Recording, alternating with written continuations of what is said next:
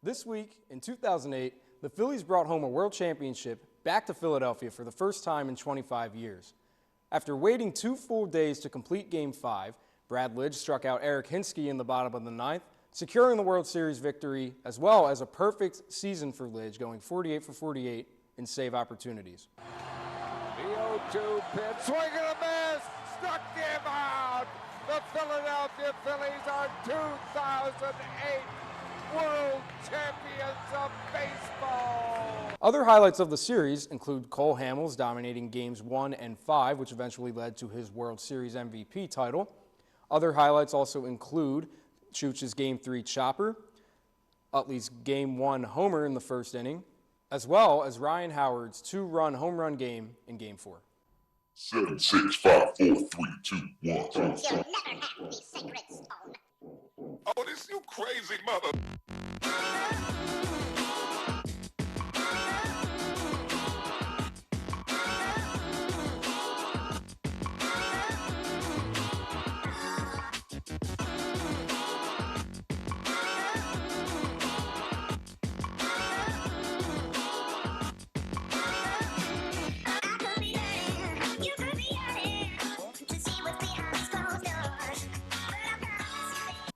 Hello and welcome to a spooky edition of Sports Talk Philadelphia here on LaSalle TV. I'm your host, Josh Abrams. Today I have my panel, Gio, not Gia, this is her alter ego, Gio Lancey, Caleb Flieger, and Jack Rohr, who is dressed up, believe it or not, for a special Halloween edition of Sports Talk Philly. Today we're going to be talking some Eagles, and then we're going to move to the Sixers.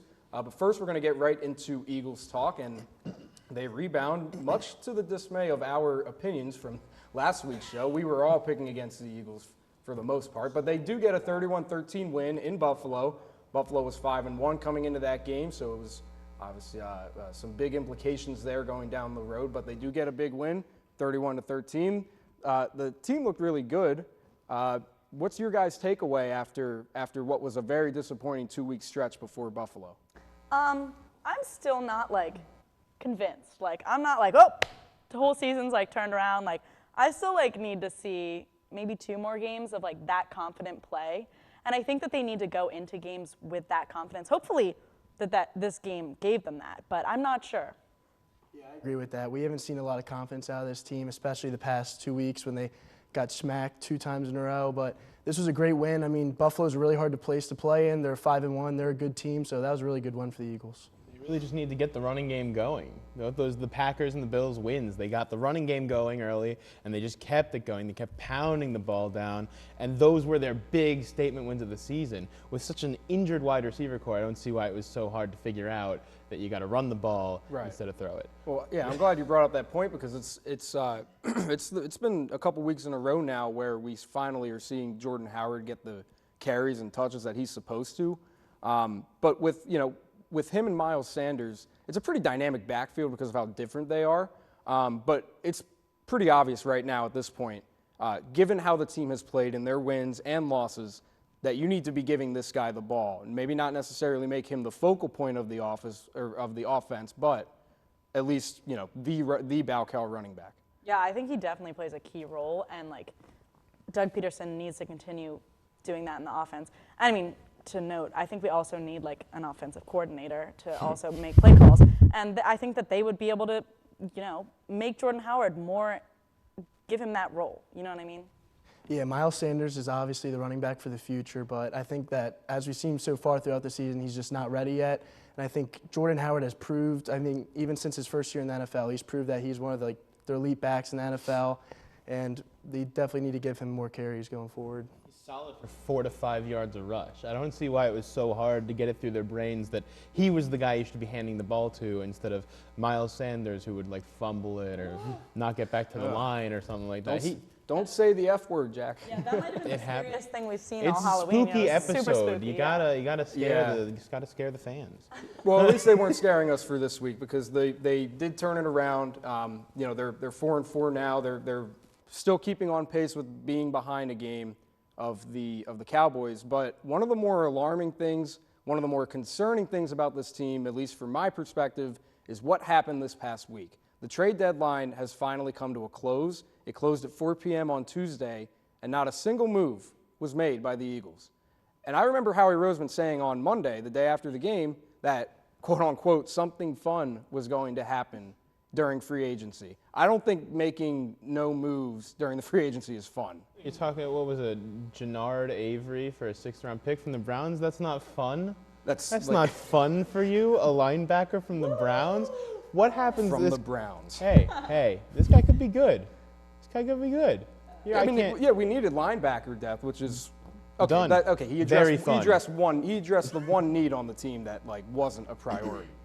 And I mean, how about the Cowboys? Like, they were making moves. We need to stay up with that. Like, they got Michael Bennett. They were at least very highly inquiring for Jamal Adams, and that almost seemed like it became a deal. It does make sense for the Eagles, though, in this perspective of that they are an older team. I mean, they're the second oldest team in the NFL, so I get why they want to keep some of those draft picks. But, I mean, if you looked at all the trades, what one has not gone right? If you look at, like, trading for a star defensive player, they've all worked out. So, I mean, I think we definitely this year was the year to pull a trigger on that, but they didn't. So. Yeah, but I mean, like we were talking about this before the show. Like, can they draft? Not really. So like, why are we keeping those draft picks? They certainly can't draft in from what seems like beyond the first round. Right. I mean, they've obviously hit picks like Lane Johnson and obviously Carson Wentz. But like back then when Fletcher Cox was coming into the league, beyond the first round, they really cannot draft, and that's going to be a concern going forward. But luckily, you know, maybe we have the pieces to make another playoff run. We'll see. And speaking of which, I mean, one of those key pieces that has not been performing this season is Zach Ertz. I mean, everyone, I mean, not even just, you can look at it from your fantasy perspective, from the Eagles' perspective coming into the season. Everyone was projecting for him to be a top 5 tight end in the game, and he was coming into this season, but the numbers don't prove that. And it really just goes to show how much Dallas Goedert has started to spring into the offense. Yeah, I mean, I think that he's like in this place where he's just trying so hard and probably too hard to like get these catches and to do this. And I mean, I've said this since I've seen Dallas Goedert. Like, I really think that he's going to be better than Zach Ertz in the long run. You know, I mean, he can catch the ball and run. Zach Ertz really can't do that. So, I mean, maybe it's Dallas Goedert's time to step up and really fill that position. Yeah, I think it's hard, though, as fans looking last year. I mean, Zach Ertz led the whole NFL history in receptions. I mean, It's hard going from that type of season to what he's going through now. I mean, it is kind of hard. He may be getting double-teamed on plays, we don't know, but it is a dramatic drop-off from last season. It just draws so much of the defense's attention. Like, the lack of Ertz isn't really killing me because Goedert is performing and because Zach Ertz takes that attention away so everybody else can perform. Not that the passing game has been great, but taking that attention, maybe when we get Deshaun back, it'll really, really pop. Yeah, and that's what I'm looking forward to. That's a good point. I think maybe we're basking too much in having high expectations for Ertz. The last thing before we move on to our scouting report and picks is the upcoming schedule. I mean, the Eagles have not had an easy schedule throughout this season, and it's only going to get tougher from here, especially those next 4 weeks, excluding the Week 10 bye. Luckily we're at home, and we were also, we went 1-2 on the road. It's obvious that we have to either sweep or at least win 2 games on this homestand. Yeah, I'm scared for the bye. I really wish that the bye wasn't right before the Patriots game. I think that I just think that they need to maybe get a win in Chicago. I'm not confident in that, but I really think that they need to go into that game confident. And I'm not sure off a bye week, like sitting on it, I don't know how that's going to work. Yeah, I think these next 3 games are really going to prove what type of team these guys are. I mean, these are 3 playoff opponents. I mean, if you can beat them, I mean, they're a playoff team, so we'll see. It all kind of depends on this weekend how I'll feel about that bye week. If they go in with a win, I'll be feeling confident. Team gets healthier, goes up against the Patriots. But if they go in with a loss, it'll be really, really scary. To say the least. Yeah, and I mean at this point, with how the season has gone, every game is a must-win at this point. It's the NFC is the deepest conference by far. You have the Packers, the Saints, the 49ers. Even the Panthers are good. Like the Vikings, who we lost to. They're at the top of the playoffs too. It's pretty obvious that the Eagles are going to have to win this division. It's very important that they win these next 3 games. That's going to let us move on to our scouting report. Playing the Bears this week, who by far, I think, maybe not by far given how the season's gone, but they have a top 3 defense in football. And one of those guys who we all know very well is Khalil Mack. We've known him as being an Oakland Raider, but most recently last year he got traded over to the Bears, and that just more than elevated their defense. So you guys have any thoughts on this legendary player? Yeah, I'm definitely scared for Carson Wentz. I mean, especially because he's been getting hit so much. Like, going into this game, I'm nervous for Khalil Mack especially. Do you guys think the O-line has a chance to at least try and contain him? It's Dillard's like 3rd start, and he's going to be seeing all of Mack, and that is terrifying. The spooky episode, it makes sense we're going up against Khalil Mack with our weird offensive line. Khalil Mack scares me to death. And like, if I saw him coming down the street, if I was a quarterback against him, I would quit. I would quit. Right down. I would quit. So yeah, I don't. Definitely an Eagles scouting report this week. Hopefully they put in some options for, the running back for pass pass protection. Right. Jordan Howard and Miles Sanders both have proved that they're great blockers in the pass protection. So that's going to be key to stopping him this week. All right, so the other scouting report, we're going to go to the offensive side, and that, of course, is Allen Robinson, who has by far been the Bears' best offensive player. His quarterback really stinks this year, and even though despite those numbers, I guess Allen Robinson is still a threat only because of how putrid our secondary is. What do you guys think about how the impact he's going to make this week? Yeah, you're right. Mitchell Trubisky, he's just awful. That guy, he can't throw the ball anywhere. But, with our corners, it's not hard to throw the ball to an open guy. So, if we contain him, I think there's, no way they beat us. But if we can't contain him, it's going to be ugly. What happened to that guy? Like, Mitch Trubisky, we have the same birthday. He's my fantasy QB. Like, why? It really what makes happened? him very good at football. No, I'm not saying that. I want him to be good because he's my fantasy QB. Like, You should have dropped him weeks ago. yeah, I know. Real quick, we're going to go to our picks, and yes, we are feeling very confident this week. We just talked about how inefficient the Bears are. I don't know why. That's a typo, by the way. I have them winning 28-17. I think it's going to be a slugfest in defensive terms, and I think at some point Philadelphia's going to pull away. And I could see it being one of those games where Brandon Graham gets a strip sack fumble to secure the win. Gio, you're not feeling good at all. I am not feeling confident. Why? It's like we saw one really great Bills game, right? But before that, there was nothing else to prove it to me that made me feel good about this. Like, their defense is insane. Right. So I'm scared. But All we'll right, see. real quick, Caleb and Jack. Caleb first. Eagles winning 24-3. I'm pretty confident this week. I think our defensive line is going to beat up on Trubisky pretty good. I don't think they're going to score that much. We have Deshaun Jackson coming back this week. I think that's going to open up the offense a lot more to score a lot more points. So I think, they're going to score this week. It's going to be good. Just said I'm absolutely terrified of Khalil Mack. Bears win 20-17. All because of Khalil Mack. Yep. That's pretty fair. There's nothing wrong with that. He is a defensive menace. But yeah, we're going to be certainly hoping for a positive Eagles game on Sunday. Maybe keep those high hopes going. We're going to take a quick commercial break. When we come back, we're going to talk some Sixers. Don't go anywhere.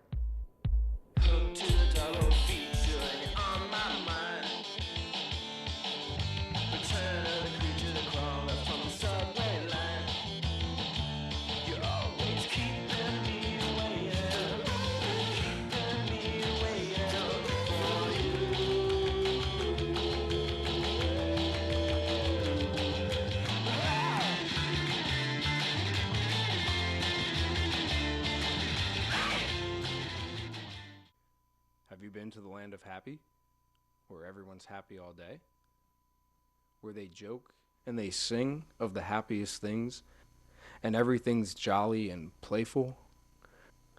There's no one unhappy in happy. There's laughter and smiles galore. I've been to the land of happy. What a bore. What a bore. What a bore. Hello and welcome back. We're going to get right into Sixers talk. I have the same panel with me, and the Sixers are off to a very good start. We haven't gotten off to a 4-0 start in, is that the last time it was?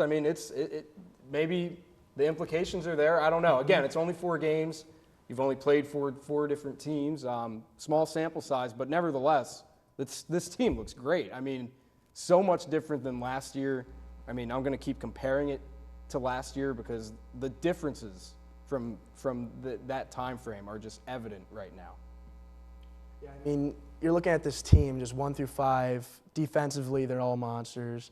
The only part that's a little bad about their team right now is the bench, but I mean, the starters 1 through 5 have been great. I mean, they've all lived up to expectations so far. I mean, Brett Brown has done awesome coaching so far. So I mean, this might be a start to something special this season. I think that the best thing out of this is that they're starting with 4 wins. Like, I mean, just the confidence that they're getting from that is great, and they're living right now. So let's just keep it up, you know. All the starters are averaging more than 10 points. It's awesome to watch. The defense is amazing. It's great. I'm loving it. I mean, amazing might be an understatement, Jack, because this defense through 4 games is. I mean, I don't know if the numbers are necessarily historical, but through 4 games, I mean, you see the 2 of them right there, Ben Simmons and Matisse Thybulle. They're top 2 in the league in steals overall. The team themselves, adding Horford. I mean, you look at that line where they're averaging almost 7 blocks a game. You have to credit part of that to getting Al Horford. I mean, just the way that this team has been playing, and I said last week that will this defense be able to make up for any of the flaws or the liabilities that lie on this team?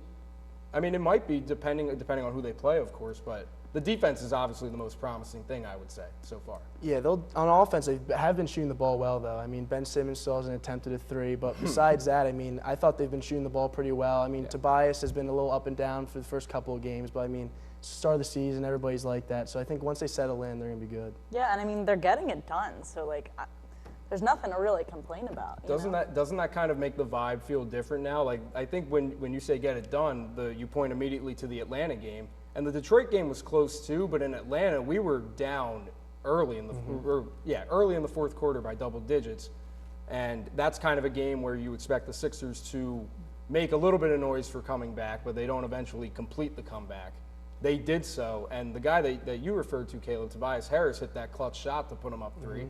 I guess just the fact that we're able to finish games early on, do you think we'll be able to carry that over to all of the tougher games that we have? I mean, you have to feel good about it, right? Yeah, I mean, I think that was one of our biggest problems last year, you know what I mean? And I think, again, it's that confidence thing, you know? But I'm gonna say it. I think that they are literally trusting the process, in the games. I'm not even trying to be cliche. Literally, they're trusting it throughout the game. They're oh, we'll get there. So, I think that they're just taking their time and taking it game by game, and that's what they have to do. They're a team that can get a stop. And that's all they need. They will make a shot eventually, and they will stop you until they make that shot. We just showed Matisse Thybulle. I've been loving him. Dude seems to have no offensive game currently. He's shooting 19% on the season, but 3 steals a game. Yeah. He's murdering on defense. I think of 3 years down the line, if he develops a shot or something, MVP. Right. Yeah, if we looked at the past recent years, I mean, obviously they were a younger team and they had a lot of trouble closing games out, especially in the playoffs. But I think now that you added a lot more veteran leadership to the team, I mean, Joe and Simmons are getting a lot more older now, maturing. I mean, it's just going to look really good once they're getting all gelled together. I think they're really going to close out games this year. Don't talk about them getting old yet.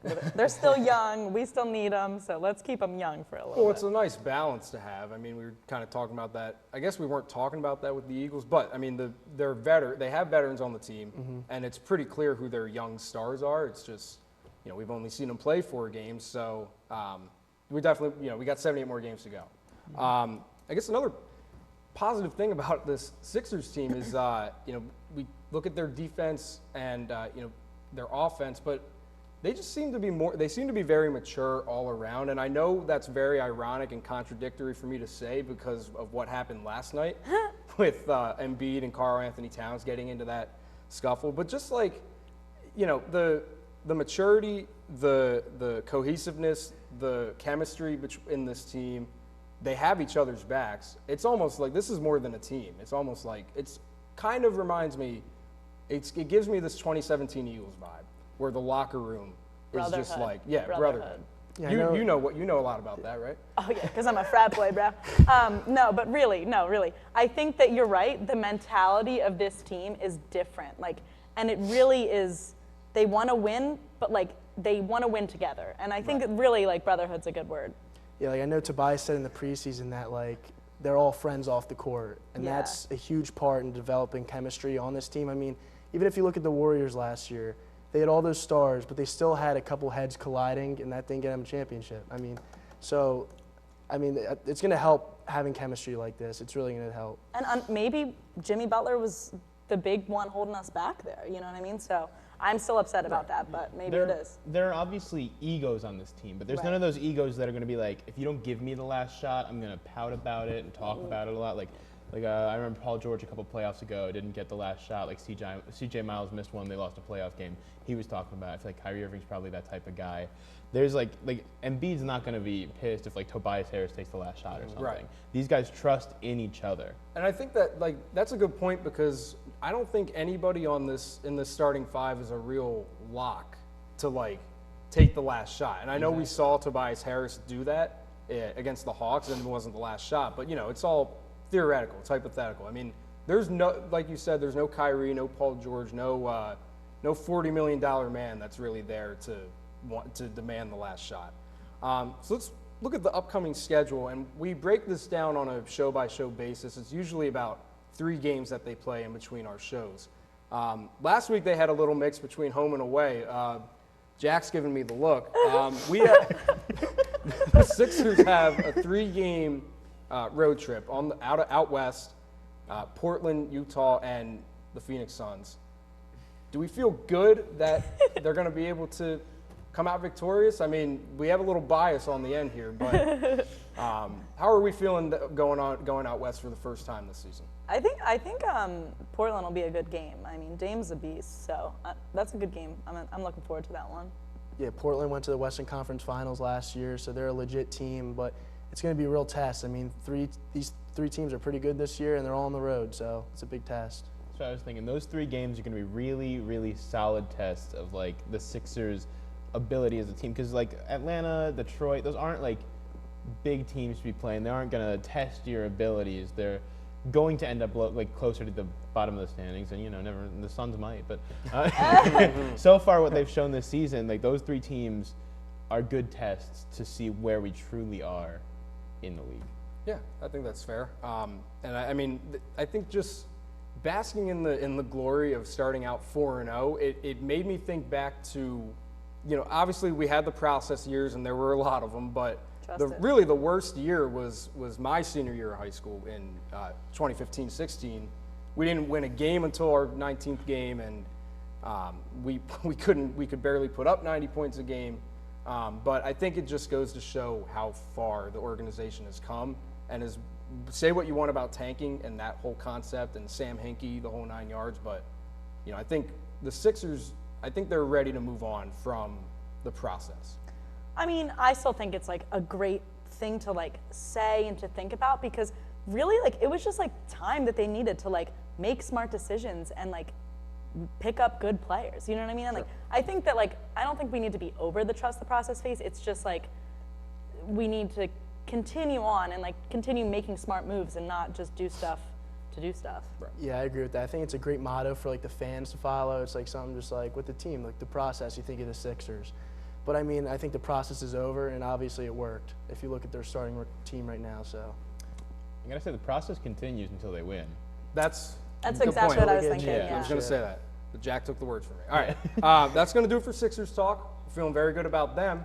We're going to move on to a new segment, and again, it's Halloween, so we're not going to do Fast Five. We're not going to do rants, all that kind of stars, none of that. We're going to talk about what scares us the most about our favorite teams. And there's 4 teams to choose from, but we kind of went similar here. The thing that spooks me the most about the Sixers is their lack of depth. And I know we just spent 10 minutes just praising them, but Matisse Thybulle, Mike Scott, James Ennis, who else? I mean, those are 3 key bench players, and I know in today's NBA, you typically like to go with an 8-9 man rotation, but my whole thing is that it's either you need to add a bench piece or you need to give your key bench players time, like Trey Burke and Raul Neto. I don't want to see Furkan Korkmaz on the floor anymore. So it's either put your bench players in or get somebody else. Gia, we're going to come to you. what scares you the most about the Sixers? I know I just talked about the lack of depth, but you think it has something to do with the coaching. Yeah, I mean, I think obviously, we're starting off with a positive start, and obviously my feelings. A lot of analysts are saying the Sixers are going to go to the finals, and I believe that too. I just don't know if Brett Brown is holding them back. I mean, there's so much talent, and I think the only thing that will hold us back is him. So I'm a little scared. Yeah, you sound very scared there. Yeah, I am. Caleb, we're come to you. What scares you the most about your favorite Philly sports team? The Eagles secondary, and I think we should all just look at it and look at every game they've played and look at the opponent's team #1 receiver and look at their stats, and that's all you gotta say for that. The scariest thing is the Green Goblin. Definitely is. Jalen Mills, definitely. Yeah, Finger literally. wag. So I guess with that being said, do the Bears scare you at all this week? Because all they really have is Allen Robinson. Do you think this is a good opportunity for our secondary to maybe prove themselves? So I mean, last week they did play pretty solid, but they didn't really have any big name receivers like Allen Robinson. But I think this could be a step forward if they could limit him to what he does this week. So. Yeah, and I mean, we'll certainly hope for the best there. We haven't seen anything positive from them, but nevertheless, the scariest thing maybe for all of basketball, Jack Rohr, take it away. It's a very good and a very bad thing. The Phoenix Suns are playing well. For the past decade, they've sucked. And it's been awful as a fan, and it's been great for the rest of the league. And this could go one of two ways. You guys could be scared because the Suns could end up with 50 wins, win the championship, something like that, great down the line. Javon Carter with a Game 7 game-winning 3 or something. Or it could make me feel really bad because they start off well. I'm like, whoa, this is so great. DeAndre Ayton gets a 25-game suspension, and we still beat the Clippers. It's crazy, right? And then they lose the next 10 games or something, and then I cry. It's very scary for me to see them doing well. Yeah. Well, I think it's fitting that you matched your sweatshirt with your favorite team. But that's going to do it for this week's edition of Sports Talk. You can catch us on Twitter at SportsTalk LTV. Find us on Facebook at facebook.com/LaSalleTV. And then you can also check out the other LaSalle TV shows on YouTube at LaSalle TV Philly. We're going to hope for another Eagles victory this weekend, and then we're going to the bye. Wish you a happy Halloween. Go trick-or-treating, get some candy, and we'll see you next week.